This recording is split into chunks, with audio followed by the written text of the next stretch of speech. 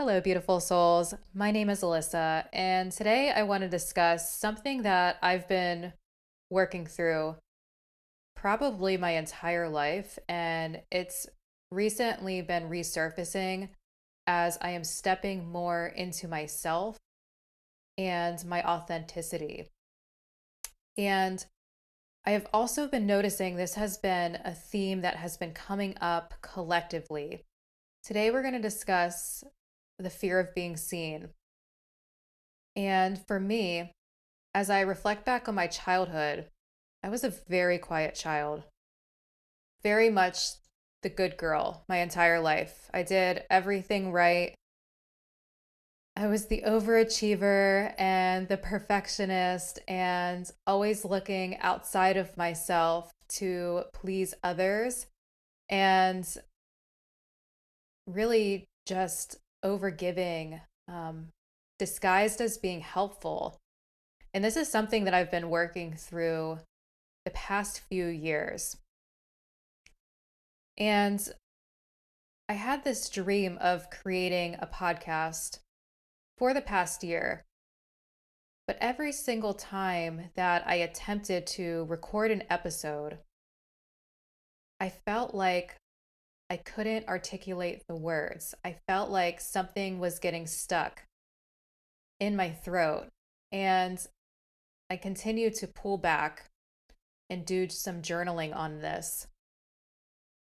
And I realized in this day and age of social media, there is so much information that we are gathering, not only through social media, but also through TVs, movies, the news, the people that we meet, the experiences that we have. And I've noticed the more I consume, it impacts my ability to create. I realized I was subconsciously taking in other people's energy and comparing myself to what I felt like I needed to do in order to create, whether it was this podcast or something else I wanted to birth out in the world. And I was subconsciously placing all of these restrictions on myself, putting myself in a box when I didn't even realize I was doing so. So, for example, as I was attempting to record the first episode of my podcast, I was very much in my head. There was so much I wanted to say, but I felt like the correct thing to do was to have a welcome video and talk about my story and why I'm doing this and how I got here. And every single time I hit record, it just didn't turn out the way I wanted to. And it was this cycle of recording and re recording and recording again. And I just felt like this hamster on a wheel. And it didn't feel like it flowed. It felt restrictive. It felt like it wasn't my true self. And I began to question, how do I want to show up in the world? Because there are so many different facets of me that I'm learning to accept within myself. There are days where I find so much joy that I can't contain it. And I'm so excited to wake up and share with the world all of my ideas and my thoughts and love. And then there's other days I wake up completely uninspired and I feel like I'm returning to old patterns and I feel like I'm sad or in grief. And I'm learning that all of these emotions that we experience as a human is okay to experience. I feel like, especially with people that identify as the good girl or someone who feels like they have to put on a mask around certain people or situations, this is especially going to resonate with you, as it sneakily shows up a lot for me of what else still needs to be released. And it often feels like I'm pulling back multiple layers in an onion. And there are times where I feel like, yes, I can recognize this, I'm ready to move forward, and then something pulls me back into that same loop again. And I'm realizing there's a lot of conditioning and programming within society where we feel like at a very young age, we have to choose who we are, that there is only one choice. And think back when you were in kindergarten.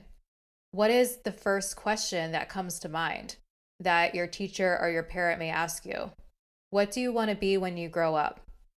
And for me, I feel like I never had that answer, that there was nothing on paper, there was never a label.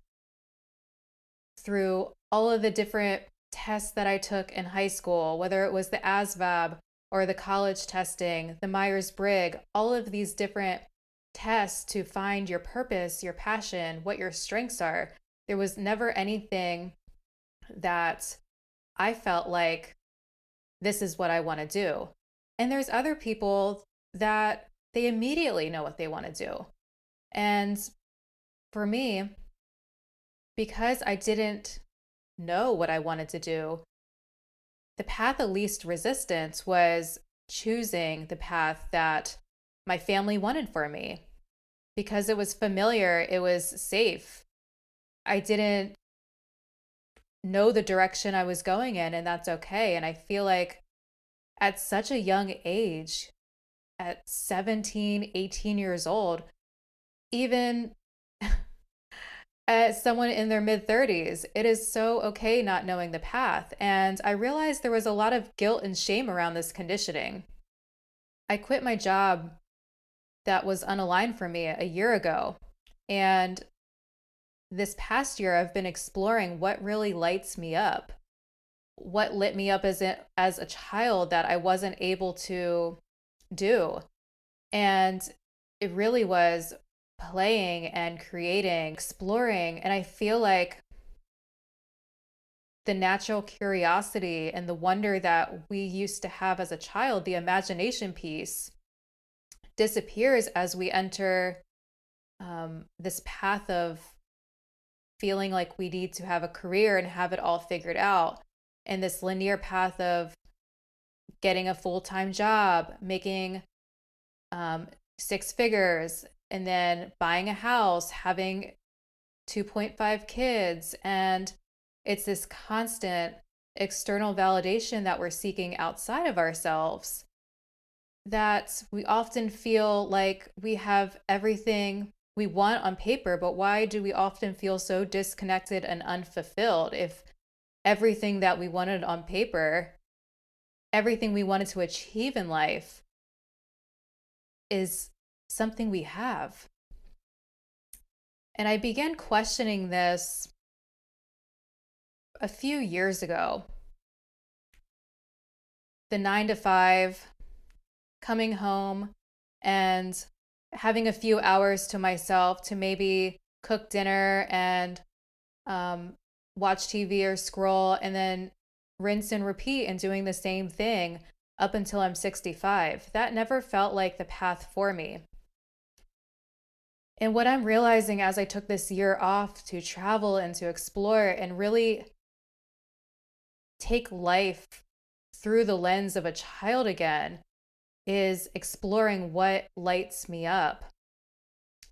And I realize I have so many different passions that I often viewed myself or labeled myself as scattered and unfocused. And I realized those were labels that were handed down to me through society and through conditioning of other people when I was younger. And I'm learning to reframe those words into something that is non-judgmental for me and embraces who I am as a person. And it's okay to not know the direction you're going in. It is okay to have multiple interests and passions. Do I believe that we have to rein them all in at some point? No, but I do believe there's a balance between the masculine and feminine energy of these creations. Because if we're in our feminine energy with all of these ideas and they're not being grounded or embodied into the masculine with some sort of container, then those ideas may never land into something tangible that we may want to create. So I'm learning it's all about balance. And I feel like as I'm speaking, this is just one stream of consciousness that is coming in for me for whoever it resonates with. But I'm learning to love and accept myself as someone who doesn't want to fit themselves in a box. And it seems like every single time I try to fit myself in a box and do it the way other people have done it, whether it's creating social media or even something like following a fitness routine.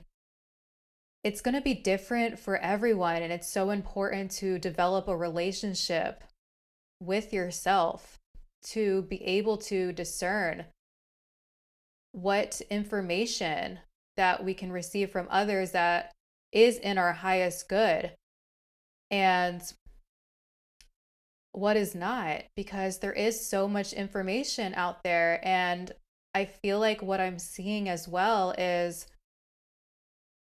people aren't in their hearts and they're blindly following what other people are telling them to do, and they're realizing it's not working out. And intuition for me has always been one of my gifts, and being very sensitive to others' energies. But I also had to learn what my own energy felt like and how to develop my own discernment to be able to make decisions for my highest good. And this comes with being mindful of everything that I'm consuming. I feel like there was a lot I spoke to, and I think it all comes down to, for me, is we are here, we are multidimensional, we are souls having a human experience, and often sometimes we forget that.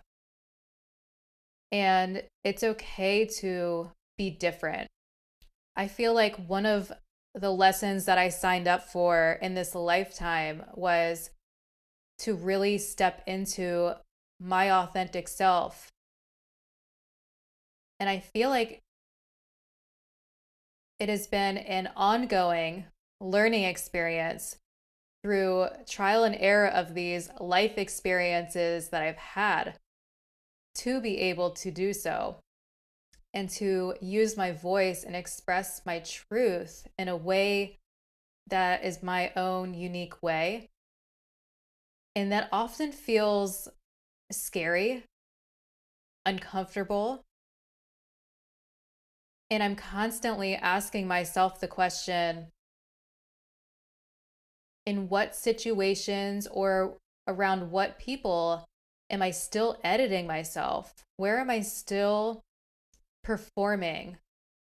And maybe that's coming from a place of wanting to feel like you want to belong somewhere.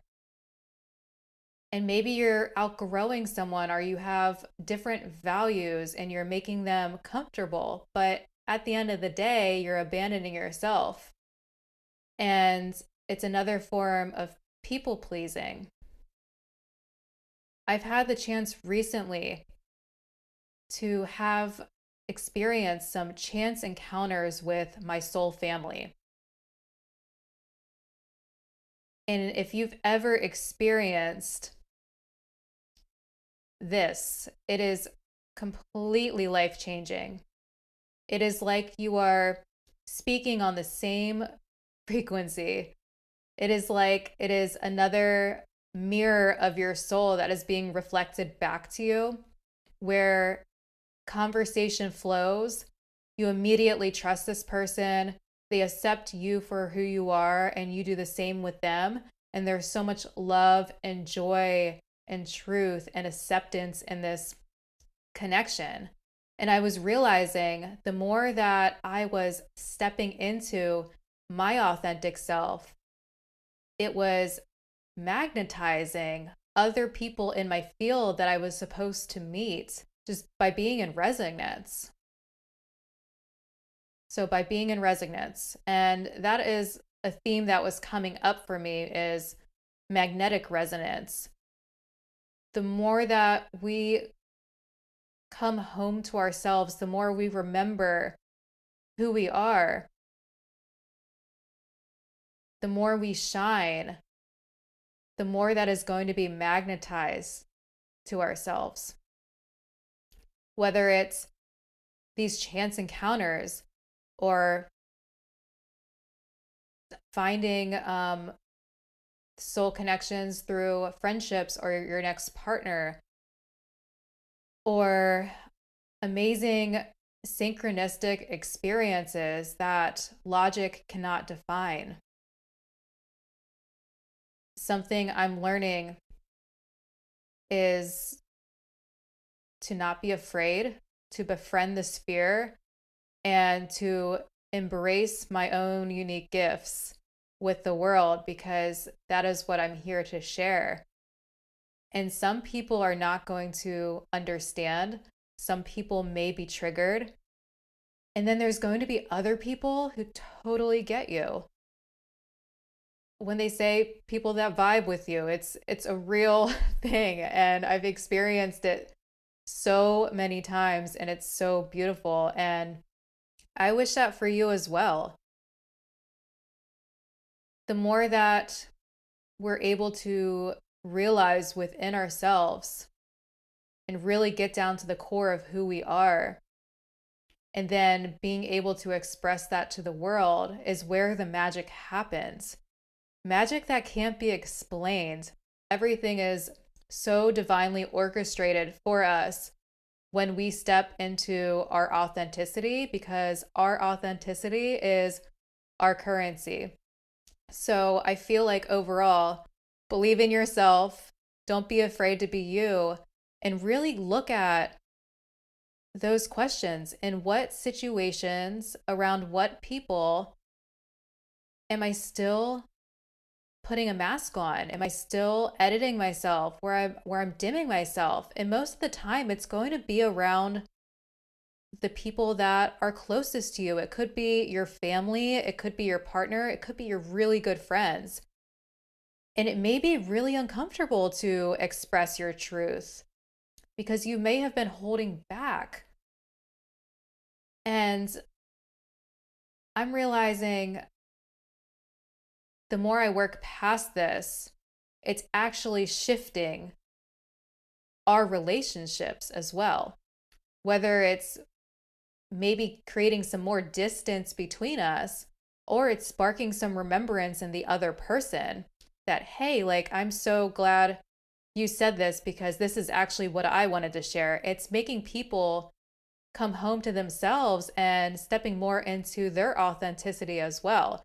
And you may not see it immediately. You may not see it 3 months from now, but you may see a glimmer of it a year from now. And there truly is a ripple effect in every choice that you make. And I say that every moment matters because I've been experiencing this within my own life. And I've seen how the field has changed around me. The more I let go, the more I surrender, the more I flow, the more I become myself.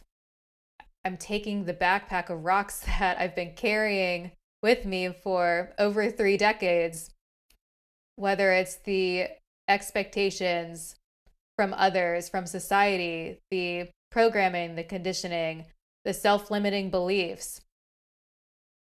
I keep releasing and keep releasing. And I'm remembering that at times these memories or these beliefs come up for me that they're being released to the light, and I just can observe them in neutrality and know that it is all happening for my highest good in order to just journey on to this self discovery of who I am and why I'm here.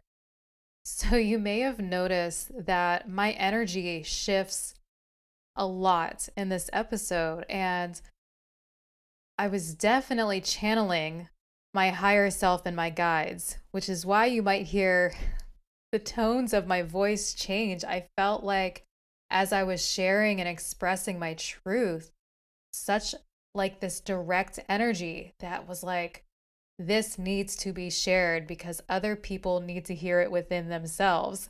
And I just wanted to leave you with that too, because I often channel and I realize sometimes my guides will speak right through me. And you notice all of the different energy that you'll be receiving from this episode. It is all in your highest good.